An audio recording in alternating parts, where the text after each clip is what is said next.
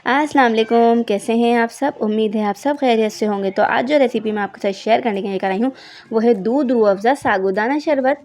तो इसके लिए हमें चाहिए, हमने सबसे पहले फुल क्रीम मिल्क ले लिया है, 7 लीटर दूध ले लिया है हमने। फिर हमने ले लिया है कंडेंस मिल्क। फिर हमें चाहिए ड्राई फ्रूट।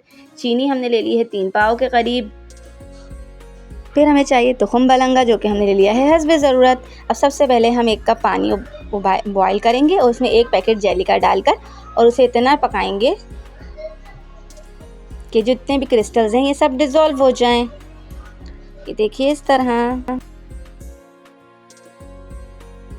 फिर जब ये पक जाएगी तो इसे किसी भी स्क्वायर या सर्कल वाले शेप वाले जो है ना बाउल में इसको निकाल लेंगे और फिर इसे रेफ्रिजरेटर में रख देंगे ठंडा होने के लिए। और जब ये ठंडी हो जाएगी तो फिर हम इसे इस तरीके से कट कर लेंगे। अब चलते हैं सेकेंड स्टेप की तरफ। इसके लिए हमने ले लिया है 1 पाव साबूदाना। साबूदाने को हमने पानी में डालकर इस तरह से पका लेंगे बस। फिर हम शुगर सिरप तैयार करेंगे। शुगर सिरप तैयार करने के लिए हमने 1 से 2 कप पानी लिया और उसमें जितनी भी चीनी हमें शरबत में डालनी है, 3 पाव चीनी हमने ली है, तो हम इसमें 3 पाव चीनी का सिरप बना लेंगे। इसे हमें बहुत ज़्यादा गाढ़ा नहीं करना है, इसे सिर्फ इतना पकाना है कि जो है शुगर वो डिज़ोल्व हो जाए बस। जब शुगर डिज़ोल्व हो जाएगी तो फिर हमने इसमें जो हमने रूह अफ़ज़ा का सिरप डालना है वो हम इसमें आधी बोतल डाल देंगे। रूह अफ़ज़ा बड़ी वाली जो बोतल आती है उसकी हमने आधी बोतल इसमें डाली है। आप अपनी ज़रूरत के हिसाब से डाल सकते हैं। और बस इसे भी हम अच्छे से पका लेंगे। पका कर फिर हम इसे ठंडा कर लेंगे। देखिए अब ये पक चुका है।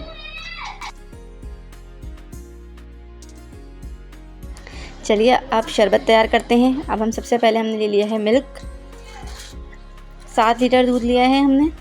फिर हमने इसमें शुगर सिरप और जो हमने बेसिल सीड्स हैं वो ऐड कर देंगे। जो रूह अफ़ज़ा का शरबत हमने तैयार करा था वो ऐड करेंगे। कंडेंस मिल्क यानी कि कुमेल हम इसमें ऐड कर देंगे। साबूदाना हम इसमें ऐड कर देंगे। जितना गाढ़ा आपको रखना है आप उतना साबूदाना इसमें ऐड कर दीजिएगा।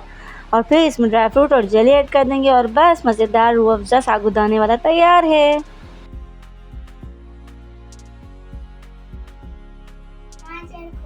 Like, share